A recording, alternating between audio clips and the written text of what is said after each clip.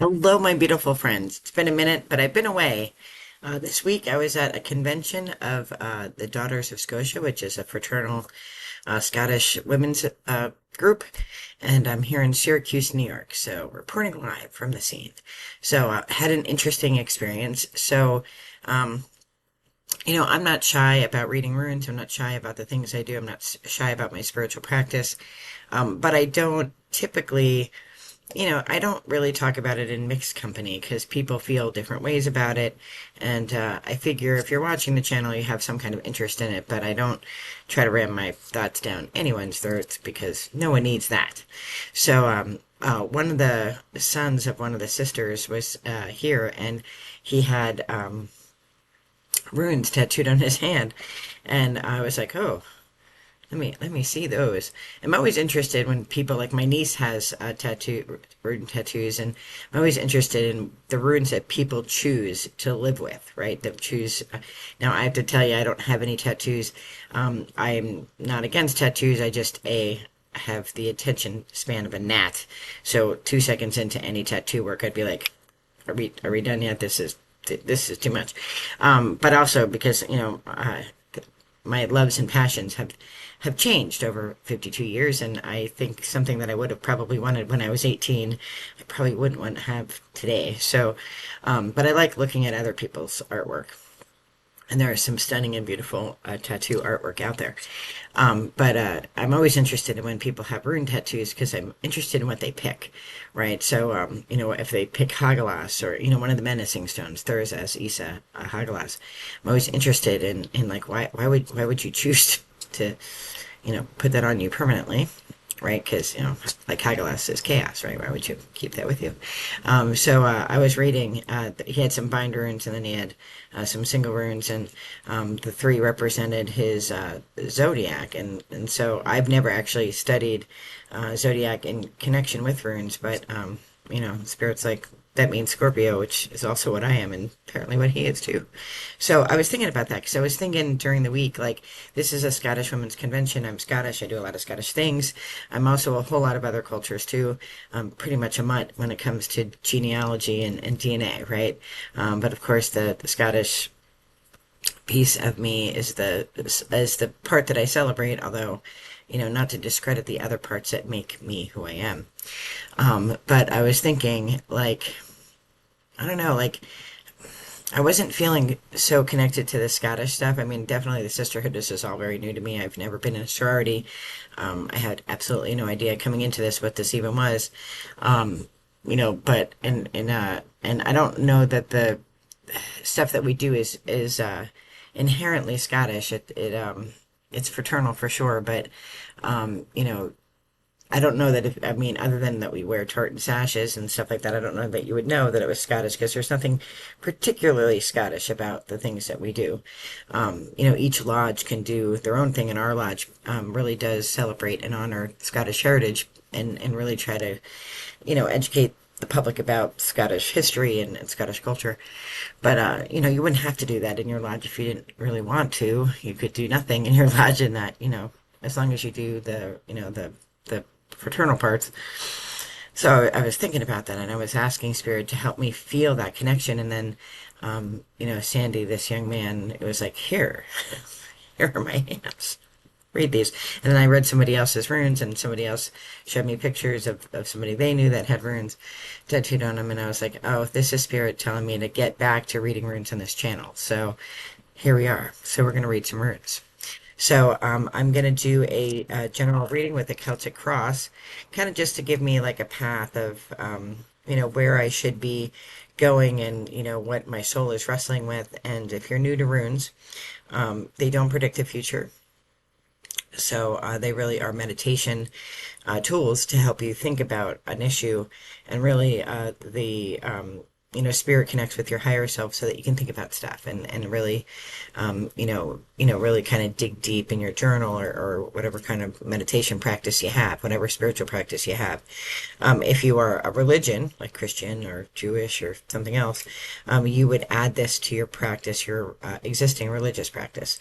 And if you're pagan or Wiccan or an other worldly practice, you would do the same, right? So All right, so we are going to ask Spirit. The Celtic Cross is read different ways by different people, so I'll walk you through how I read it. The first stone that we pick is our present energy. So, this is the rune bag. These are runes from Scotland. Um, and I just put my hand in the bag. I have all my other stones out. I have set, I've set an intention, and so now I'm gonna pull. And I just stick my hand in, and I close my eyes, and I just ask my spirit guides to help me pick the stone that really I need to think about right now. And then I just kind of keep spinning around in my hand till one sticks or one feels different than the other. So we're gonna pick the first one.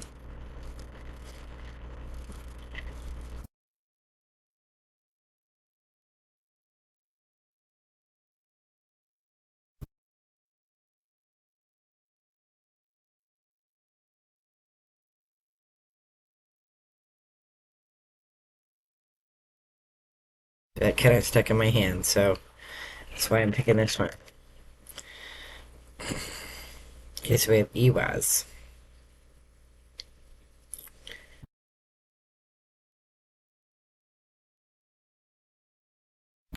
I have to sneeze. Hold on 1 second. Be right back. Okay, better. All right, so this is Eihwaz, which translates to yew tree. So if you're new to the channel, I don't have a grimoire because that's not my tradition, but I do have a book of life. This is it. I have all my runes written in, and of course I've been reading runes a long time, so I know what they all mean. But I do like to read the book and read through the notes that I've taken about the stone, in case anything jumps out to me, and as I journal, then I can think about what jumps out at me. So the translation for Eihwaz is yew tree, and it means balance, enlightenment, death of the path, the world tree, wisdom, wisdom of the path, connected to the underworld, trees, like trees are connected to the underworld. There's a part that's beneath that roots you in, and then the part that the world sees. Strong, firm, and flexible, like a tree. The past, growing into the future. Apples, which are the fruits of the dead. Apples, which symbolize immortality. Hidden secrets, deep knowledge, spiritual endurance, transition to a new life, and bravery will be needed. And so it's a we always think of like positive, negative stones. Like Hagelas is, always like a negative stone. But, all the stones really help us think about different aspects of our life, good or bad, right? And our lives are a journey over a path. So there's hills, there's ups, there's down, there's vistas, there's muddy water, there's all kinds of things, right? And so Eihwaz is about, things are, changing. You need to be brave because you know, there's movement towards something or away from something. And that is kind of the energy. I'm like, what kind of things do I want to keep in my life? What kind of things am I willing to let go of? What is fresh and new? What can be retired? What do I want to embrace? What do I want to walk away from? And Eihwaz is a lot about that. So it's using wisdom to help you to determine what is best for your higher self. Where what do you want to do next, and what have you done in the past that can inform you about where you're going. I just want to pull it up again because I want to um, so when you think about that tree, like your roots, how you're rooted. I love trees. So if you're new to the channel, I'm a big old tree hugger. But what I love about trees the most is that they're connected underneath. Like in this whole world that we don't see as humans. We just see the trunk and the leaves and the squirrels that live in the trees, but underneath, those trees are communicating with each other. And they have a whole system of how it works. And there's the mother tree, the main tree that, sends out signals to the other trees, and they control the forest, partnering with mushrooms, with fungus. They work together, and the whole system works together. And really that's how we are as humans, right? We're rooted in whatever spiritual practice, whatever practice we have. And that's the part that other people don't see.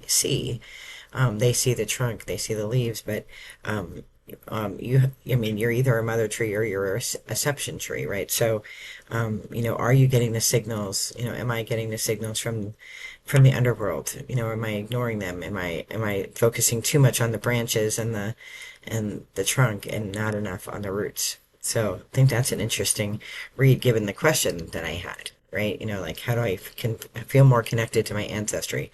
Well, it's to focus on the roots and not on the trunk. So second stone that we pull, if you're looking at it, so the center stone goes here, and then to my right, which would be your left, I guess, looking at this, but that stone that we pull in my Celtic Cross is what has led to this particular energy, like what brought you here. So we ask Seth and Adam, my spirit guides, to pick the stone. We'll just do the same thing, put our hand in the thing and see which one sticks.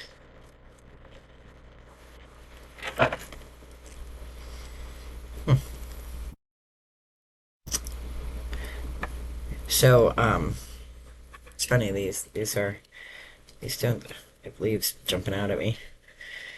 So Ingus or Ingwaz, that's said two different ways, um, means seed, right? So seeds have been planted.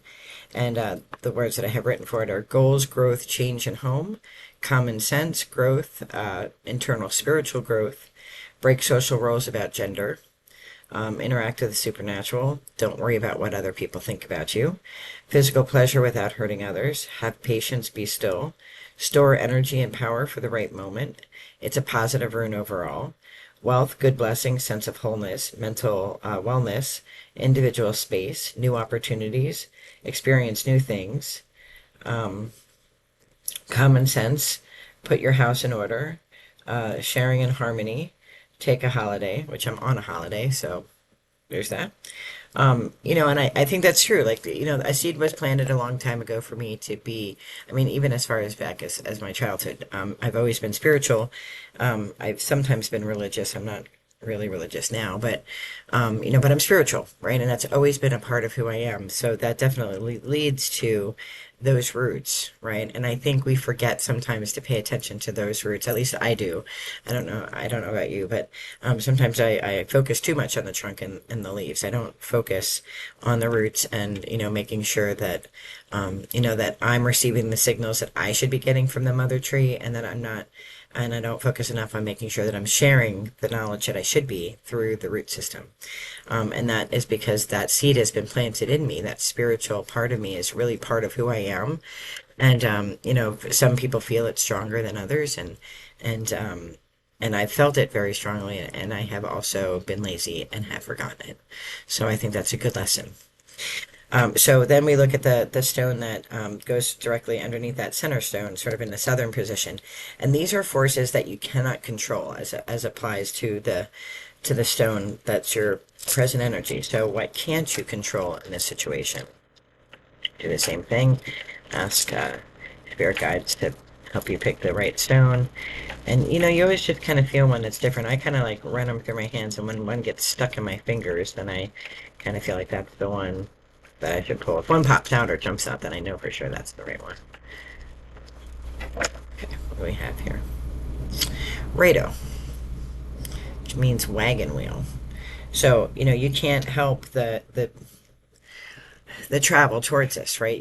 You can't help the progression of your spirituality, whether you ignore it or not. It's still there, and it can go either way, right? If you think about a wagon, you can break a wheel. You can go backwards, right? In a car, you can go forwards. You can, run into stuff, but you have to, you can't control that there's a journey going on. You may be able to control the direction of your wheels, but you can't control that it's happening. So, we just, so it's wagon, travel, rhythm, spontaneity, evolution and decisions, journey, path, movement, taking action, reaching a goal, transportation, don't act impulsively, carefully consider options, move forward, self healing, evolve with union and balance, do not always rely on the advice of others, and control excess. So, you can't help that a journey's happening whether you're willing to go or not.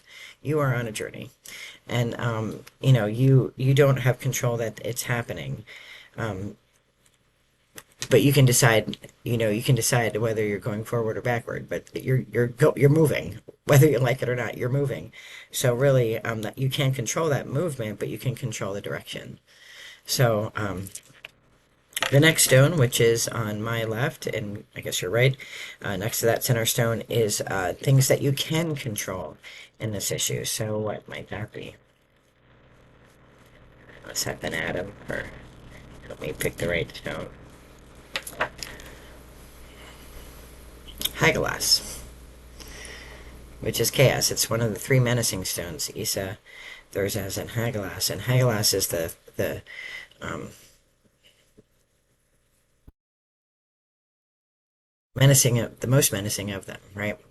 And Eihwaz means chaos, literally means chaos. But that is in the position of what we can control.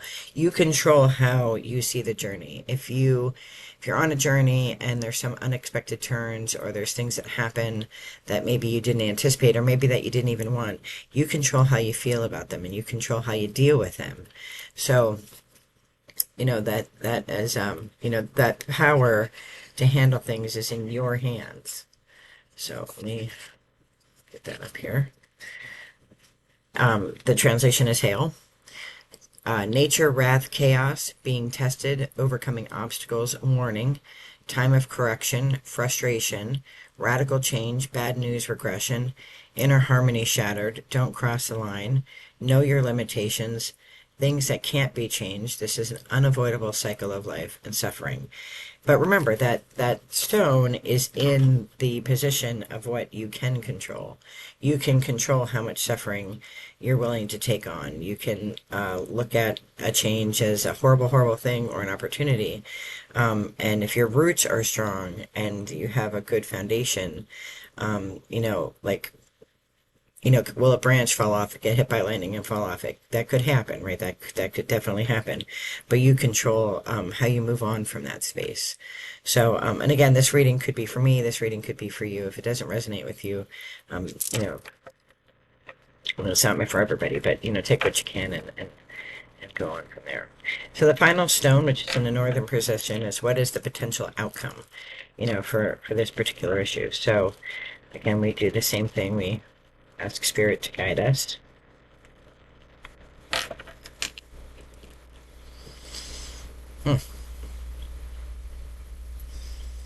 This is Uraz. Uraz translates as full. Strength, tenacity, courage, freedom, untamed potential, wild bulls, masculine warrior, life force, vigor, free will, healing and strength, independence, our most wild nature. Don't be wildly led by emotion, use instincts correctly. A phase of life has come to an end, forces a new beginning. Change and positive growth. Learn to live in your new reality. Overcome your wild nature before it overcomes you. You will overcome any obstacle. So, the inverted position, and I don't typically read inverted runes, but the inverted position is weakness and mental fatigue. Review your lifestyle. Be attentive. Reflect on choices. Resistance to change and wild nature running too wild. So if that helps anybody. So, when I look at these stones, it's, really, focus on your roots. Something's coming that's going to change your reality. You determine how it will change your reality. You will, have to maybe make some changes, but just because a branch comes off doesn't mean the roots come off if the roots are strong enough. And you'll be stronger for it, and there'll be new opportunities, and a window will open for you, and an opportunity will open for you that maybe didn't exist before. Something better is out there for you. So while, it seems a little scary, like, what does this all mean? We don't see the grand plan. Spirit sees the grand plan. And sometimes, a branch has to be cut off so that a new branch can grow. So, be open to those opportunities, even though you might be nervous or scared. So I read Oracle cards to supplement the reading. My favorite deck is Celtic Spirit. These are old and worn cards. I don't read tarot because it's not my tradition, but I'm not opposed to to tarot cards. I just don't happen to read them. I do everything in threes, so I'll shuffle three times, I'll knock three times, I'll breathe three times, I'll deal three times. Anything that comes out is meant to go with the reading. If nothing comes out, then nothing was. Spirit didn't want to use this deck of cards to speak to us. So I'm going to shuffle with our intention in there. Is there anything that needs to be added to this reading to help clarify it? I would love to know in the comments below if any of this resonates with you.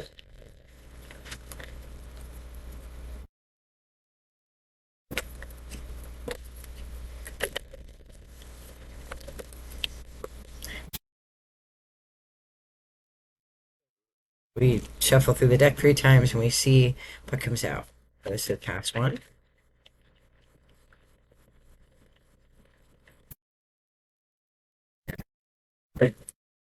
Two.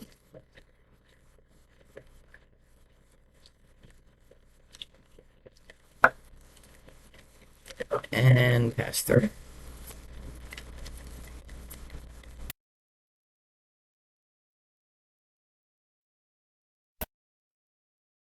Okay, we have two cards. The first one that came out was rest, stop, recharge, and self-care.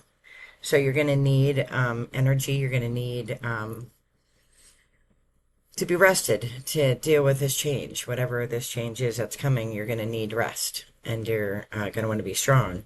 So you want to recharge. You want to stop.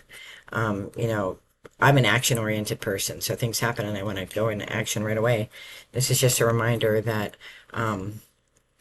that you have to stop, recharge, gather ye rosebuds, get your shit together, and then you'll be able to move on a little more clearly. And this is the Morgan, power, courage, and strength.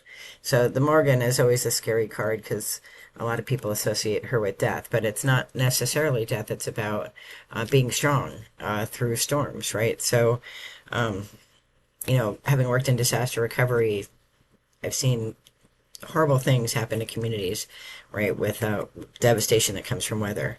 And people have to literally rebuild every single thing from scratch. They've lost everything. And you have two ways that you can go about that. You can sit down, cry, and just can't get out of the sadness, which is understandable, but that's not going to get you anywhere. Sometimes you just have to have power, courage, and strength. And if you have a really strong root system, you know, that trunk can be knocked down, those branches can be knocked off, those leaves can die off. But if your root system is strong enough, if your underworld presence is strong enough, you can get through, and you will withstand the storm. Okay. We have a huge hurricane system coming up the path here in the East Coast, so I don't know if this is literally true for us. All right, the second deck I use is the Earth Wisdom. It's also a Celtic deck. Big shock. So let's see if there's anything that Spirit wants to say through these cards. So three shuffles of cards.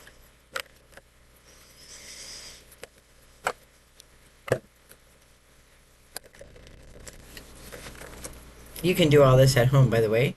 No need to spend money on fancy runes or cards. You can make runes out of stones. You can make your own oracle cards. Cards are great because there are so many of them, but really find ones that resonate with you. I probably own a bazillion decks, but these two are the two that I feel most connected with.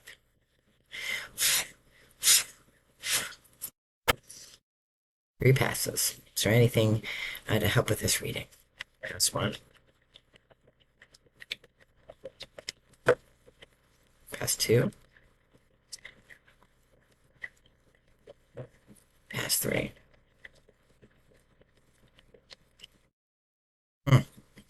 Get that strength card again.